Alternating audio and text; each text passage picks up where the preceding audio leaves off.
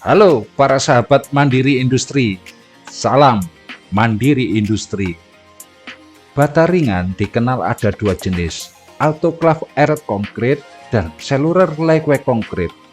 Keduanya didasarkan pada gagasan yang sama, yaitu menambahkan gelembung udara ke dalam mortar akan mengurangi berat beton yang dihasilkan secara drastis. Perbedaan bata ringan AAC dengan CLC dari segi proses pengeringan, yaitu AAC mengalami pengeringan dalam oven autoclave bertekanan tinggi, sedangkan bata ringan jenis CLC mengalami proses pengeringan alami.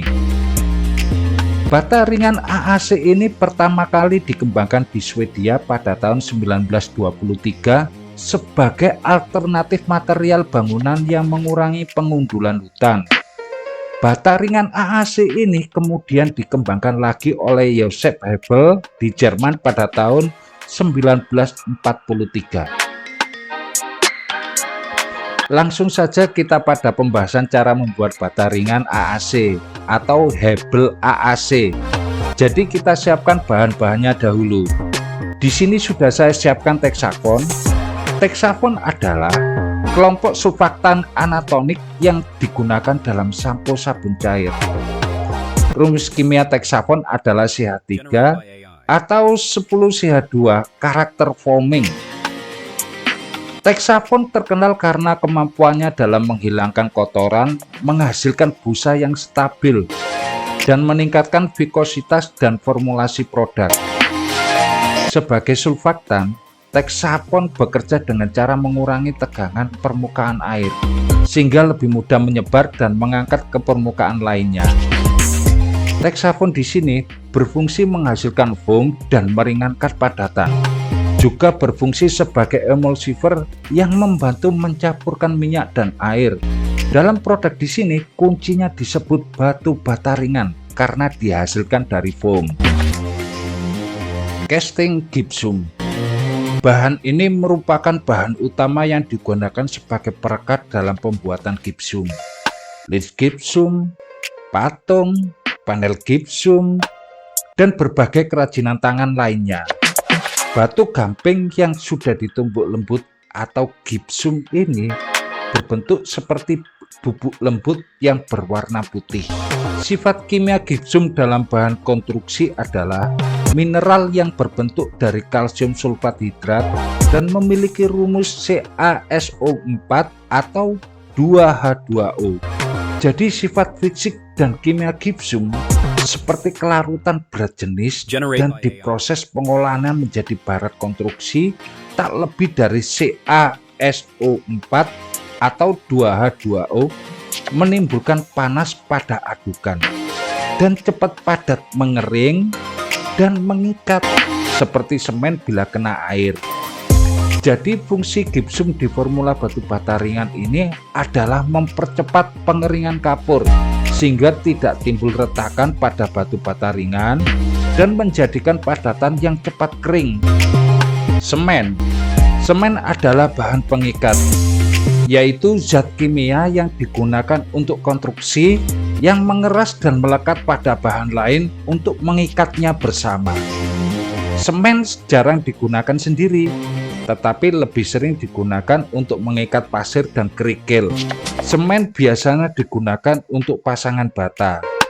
Semen ini bila dicampurkan pasir dan kerikil menghasilkan beton.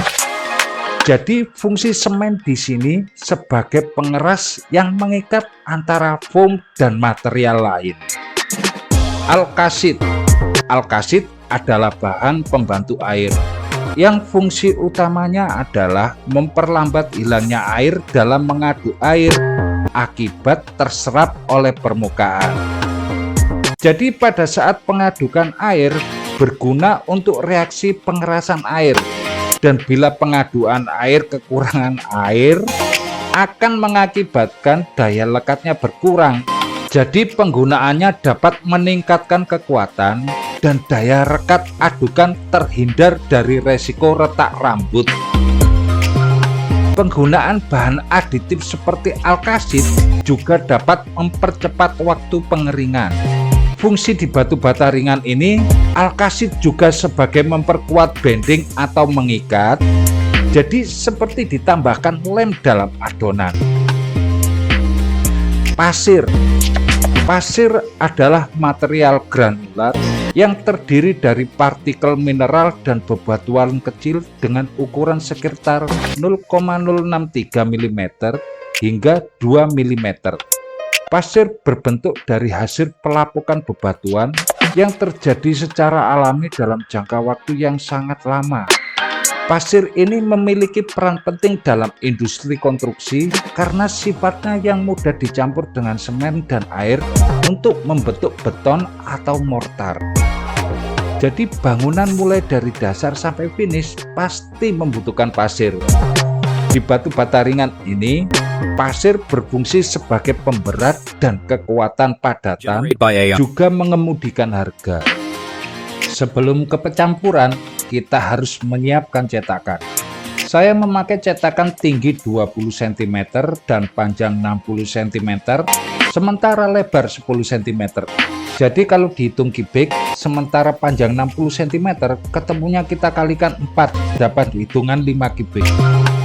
Saya memakai oli bekas untuk olesan ini, fungsinya agar supaya tidak menempel pada cetakan dan sesuai rencana saya, batu bata ringan di saat kering nanti sesuai harapan saya dan menjadi rapi dengan ukuran tinggi 20 cm dan panjang 60 cm, lebar 10 cm.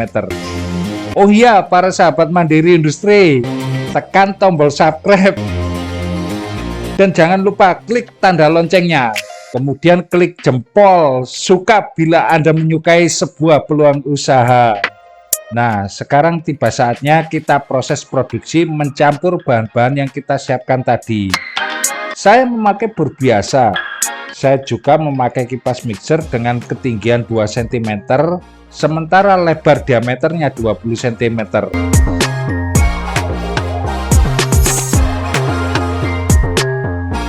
Kemudian kita siapkan wadah yang kita masuki air. Oh ya, para sahabat Mandiri Industri, ini adalah contoh dalam volume kecil. Anda tinggal mengkalikan hitungan saja bila Anda produksi dalam skala besar. Semoga ini bisa menginspirasi peluang usaha Anda.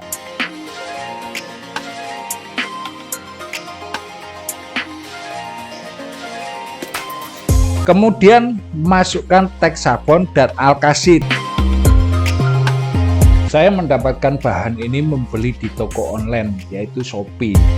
Saya tidak akan menghitung dalam harga, karena setiap daerah harganya selalu berubah, dan juga bila Anda melihatnya video ini dalam tahun yang beda, maka beda pula harganya. Bila Anda ingin membeli volume besar, Anda bisa melakukan pencarian di Google. Dan bila Anda sudah menemukannya, maka saran saya ajaklah berunding dengan kebutuhan volume hitungan bulanan. Pasti Anda akan mendapatkan harga yang bagus. Teksabon dan alkasit ini berfungsi sebagai gelembung udara foam yang padat dan mengikat dan mengental. Ini perlu kipasnya kita naikkan dan turunkan kipas ya, supaya gelembung bertambah volume yang bisa memenuhi wadah. Dalam tahap pencampuran teksabon dengan foam ini, kita harus mengangkat kipas ke atas dan masukkan lagi ke dalam, dan tarik lagi ke atas, masukkan lagi ke dalam, agar supaya volume foam itu bisa memenuhi wadah. Tahap berikutnya, saya masukkan pasir ke dalam wadah pengadukan. Mengapa harus pasir? Karena pasir berupa bahan yang tidak merubah sifat adukan. Walau pasir ini masuk, kemudian kita tinggalkan kemana saja, tidak merubah semakin keras atau semakin padat. Di daerah tempat saya ini, para sahabat Mandiri Industri, 8 kubik itu masih harganya 800.000. Mungkin bisa beda kalau di tempat Anda, mungkin bisa jadi 1.300.000. Untuk mempercepat homogennya pasir ini, para sahabat Mandiri Industri, Kipas ini harus kita tarik ke atas, kemudian bawah lagi, kemudian tarik atas lagi ke bawah lagi, begitu. Selanjutnya kita masukkan gipsum. Kalau gipsum ini sudah masuk, jangan sampai lebih dari 15 menit untuk menjadikannya. Jadi bila mencampurnya, Anda harus sampai selesai bila gipsum ini sudah masuk. Bila Anda tinggal sebentar dari 15 menit, maka campuran ini semakin padat dan mengental.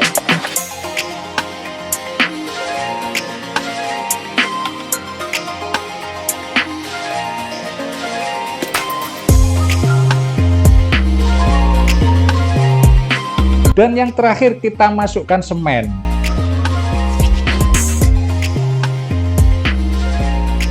Setelah semen ini masuk, maka kita hanya tinggal nunggu homogen atau campuran sudah merata. Biasanya 3 atau 5 menit sudah homogen. Bila semen ini sudah masuk para sahabat Mandiri Industri, maka foamnya akan menyusut dan sesuai dengan harapan kita itu pasti akan jadi lebih baik.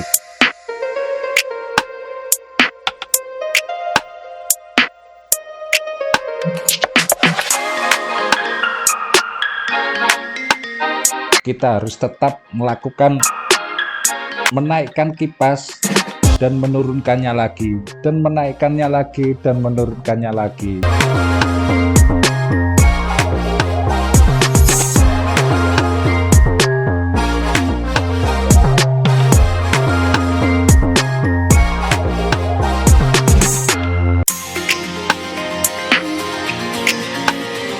Nah, sudah selesai.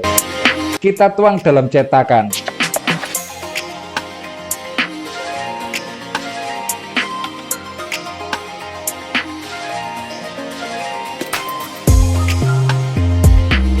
Setelah dicetakan ini, kalau di pabrik kemudian dimasukkan ke autoclave atau mesin oven untuk menyerap kadar airnya supaya cepat menguap. Karena saya tidak memilikinya, maka saya menunggu bisa membuka hasil saya ini secara teori. 5 hari adalah kering basah dan 21 hari adalah kering sempurna. Jangan lupa subscribe channel ini dan klik loncengnya agar Anda tidak ketinggalan video-video berikutnya. Salam Mandiri Industri.